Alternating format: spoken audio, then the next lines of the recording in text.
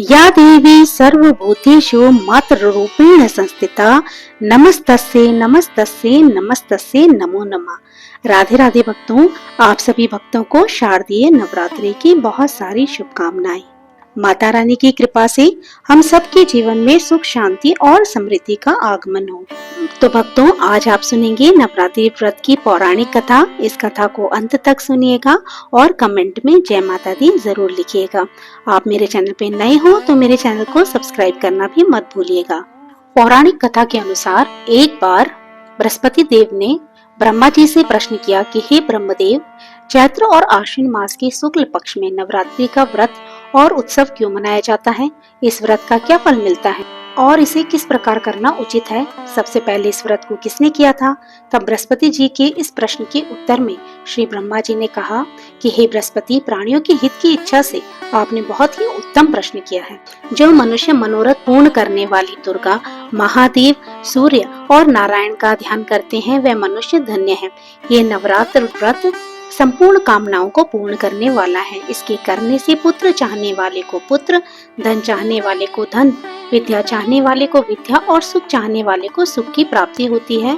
इस व्रत को करने से रोगी मनुष्य का रोग दूर हो जाता है और कारागार में पड़ा मनुष्य बंधन से छूट जाता है। मनुष्य की तमाम आपत्तियां दूर हो जाती हैं और उसके घर में संपूर्ण संपत्तियां आकर उपस्थित हो जाती है।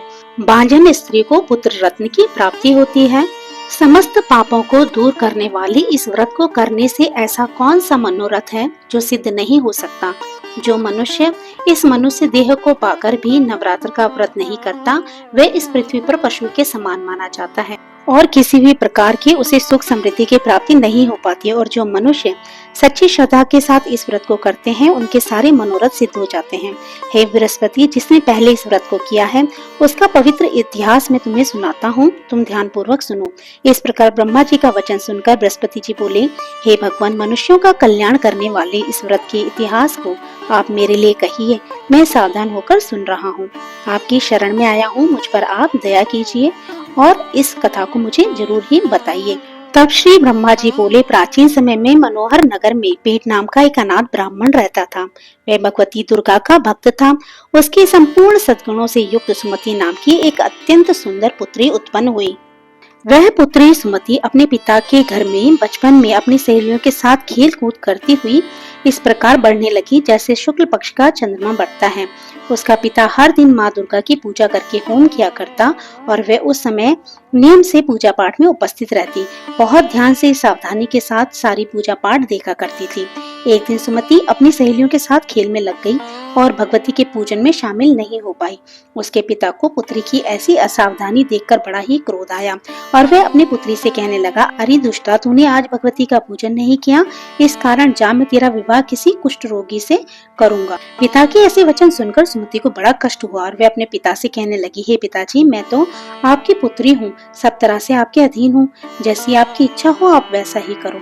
राजा से, कुष्ठी से, दरिद्र से या फिर जिसके साथ चाहो आप मेरा विवाह कर दो, लेकिन होगा वही जो मेरे भाग्य में लिखा होगा। मेरा तो अटल विश्वास है कि जो जैसा कर्म करता है उसको कर्मों के अनुसार वैसा ही फल भोगने को मिलता है, क्योंकि कर्म करना तो मनुष्यों के अधीन है लेकिन फल देना ईश्वर के हाथ में है। जैसे अग्नि में पड़ने से तिनके आदि उसको और अधिक जला उठते हैं, इसी प्रकार कन्या के निर्भयता से भरे हुए वचन सुनकर ब्राह्मण ने क्रोधित होकर अपनी पुत्री का विवाह एक कोढ़ी के साथ कर दिया और अत्यंत क्रोधित होकर अपनी पुत्री से कहने लगा, पुत्री, अपनी कर्म का फल भोगो, देखिए तुम भाग्य के अधीन रहकर क्या करती हो। पिता के ऐसे कड़वे वचनों को सुनकर सुमति मन ही मन सोचने लगी, अहो, मेरा बड़ा दुर्भाग्य है जिससे मुझे ऐसा पति मिला। इस तरह अपने दुख का विचार करती हुई वह कन्या अपने पति के साथ घोर वन में चली गई। उस भीषण वन में उन्होंने वह रात बड़े कष्ट से बिताई। उस गरीब बालिका की ऐसी दशा देखकर देवी भगवती ने उस कन्या के पूर्व पुण्य के प्रभाव से प्रकट होकर उससे कहा, हे दीन ब्राह्मणी, मैं तुझसे प्रसन्न हूँ, तू जो चाहे वह वरदान मांग सकती है। भगवान दुर्गा के ऐसे वचन सुनकर वह ब्राह्मण कन्या बोली, आप कौन है देवी? वह सब मुझसे कहिए। ब्राह्मण कन्या का ऐसा वचन सुनकर देवी ने कहा कि पुत्री, मैं आदि शक्ति भगवती हूँ, मैं ही ब्रह्म विद्या और सरस्वती हूँ। प्रसन्न होने पर मैं प्राणियों का दुख दूर करके उन्हें सुख प्रदान करती हूँ। हे पुत्री, मैं तुझ पर तेरे पूर्व जन्म के पुण्य के प्रभाव से प्रसन्न हुई हूँ। मैं तुम्हें तुम्हारे पूर्व जन्म का वृतांत सुनाती हूँ, तुम उसे ध्यान पूर्वक सुनो। तुम अपने पूर्व जन्म में एक भील की पत्नी थी और अति पतिव्रता थी। एक दिन तुम्हारे पति निषाद ने चोरी की। चोरी करने के कारण तुम दोनों को सिपाहियों ने पकड़ लिया और ले जाकर कारागार में कैद कर दिया। उन लोगों ने तुम्हें और तुम्हारे पति को भोजन भी नहीं दिया। इस प्रकार नवरात्रि के 9 दिन तक तुमने ना तो कुछ खाया और ना ही जल पिया। इस प्रकार 9 दिन तक तुमने नवरात्रि का व्रत कर लिया। पुत्री, उन दिनों जो तुमने व्रत किया था उसी व्रत के प्रभाव से प्रसन्न होकर मैं अब तुम्हें मनोवांछित वर देती हूँ। तुम्हारी जो इच्छा हो तुम मुझसे मांग लो। इस प्रकार भगवती दुर्गा के वचन सुनकर उस ब्राह्मण कन्या ने कहा, देवी, अगर आप मुझ पर प्रसन्न हैं तो हे दुर्गे भवानी, मैं आपको प्रणाम करती हूँ। कृपा करके आप मेरे पति का कोढ़ दूर कर दीजिए। देवी कहने लगी, पुत्री, उस समय तुमने जो व्रत किया था उस व्रत का एक दिन का पुण्य पति के कोढ़ को दूर करने के लिए अर्पित कर दो। उस पुण्य के प्रभाव से तुम्हारा पति कोढ़ से मुक्त हो जाएगा। श्री ब्रह्मा जी बोले कि हे बृहस्पति, इस प्रकार देवी के वचन सुनकर वह ब्राह्मण कन्या बहुत अधिक प्रसन्न हुई और पति को निरोग करने की इच्छा से जब उसने तथास्तु कहा तब उसके पति का शरीर देवी भगवती की कृपा से कुष्ठ रोग से रहित होकर अत्यंत सुंदर और कांतिवान हो गया। अब वह ब्राह्मण कन्या पति की सुंदर देह को देखकर देवी भगवती की स्तुति करने लगी। हे दुर्गे, आप दुर्गति को दूर करने वाली, तीनों लोगों का संताप हरने वाली, समस्त दुखों को दूर करने वाली, रोगी मनुष्य को निरोग करने वाली, प्रसन्न होकर मनोवांछित वर देने वाली और दुष्टों का नाश करने वाली जगत की माता हो। हे अम्बे, मुझ निरपराध अबला को मेरे पिता ने कुष्ठी मनुष्य के साथ विवाह करके घर से निकाल दिया था। पिता से तिरस्कृत निर्जन वन में अब मैं विचर रही हूँ। आपने ही मेरा इस विपदा से उद्धार किया है। हे देवी, मैं आपको प्रणाम करती हूँ, आप मेरी रक्षा कीजिए। ब्रह्मा जी बोले कि हे बृहस्पति, उस ब्राह्मण की ऐसी स्तुति सुनकर देवी भगवती अत्यंत प्रसन्न हुई और उस ब्राह्मणी से कहने लगी कि हे ब्राह्मणी, तेरे उदालय नामक अति बुद्धिमान, धनवान, कीर्तिवान और जितेंद्रिय पुत्र बहुत जल्दी उत्पन्न होगा। ऐसा वर प्रदान कर देवी ने ब्राह्मणी से फिर कहा कि हे ब्राह्मणी, और भी कुछ तेरी इच्छा हो तो वह भी तू मांग ले। भगवती दुर्गा का ऐसा वचन सुनकर सुमति कहने लगी, अम्बे माँ, अगर आप मुझ पर प्रसन्न हैं तो कृपा करके मुझे नवरात्र व्रत की विधि और उसके फल का विस्तार से वर्णन कीजिए। इस प्रकार ब्राह्मणी के वचन सुनकर देवी दुर्गा कहने लगी कि हे ब्राह्मणी, मैं तुम्हें समस्त पापों को दूर करने वाले नवरात्रि व्रत की विधि बतलाती हूँ, जिसके सुनने से मोक्ष की प्राप्ति होती है। आश्विन मास के शुक्ल पक्ष की प्रतिपदा से लेकर 9 दिन तक विधि पूर्वक व्रत करें। अगर दिन भर का व्रत ना कर सकें तो एक समय भोजन करें। ब्राह्मणों से पूछकर घट स्थापना करें और वाटिका बनाकर उसको प्रतिदिन जल से सींचें।